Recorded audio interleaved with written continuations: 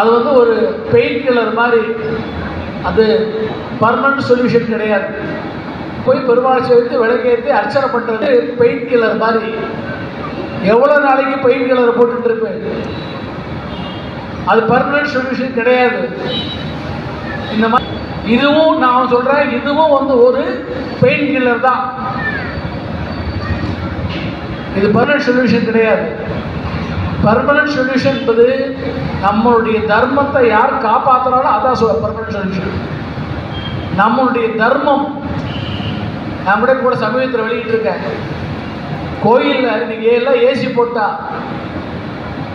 Fan போட்டா, எதுக்கு நம்ம கோயில்லாம் கருங்கல்ல கட்டினா அற்புற மண்டபங்கள் எதுக்கு கட்டியிருக்கா?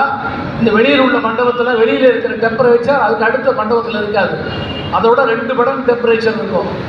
மொத்தம் 6 மண்டபம் இருக்கும் கோயிலுக்குள்ள.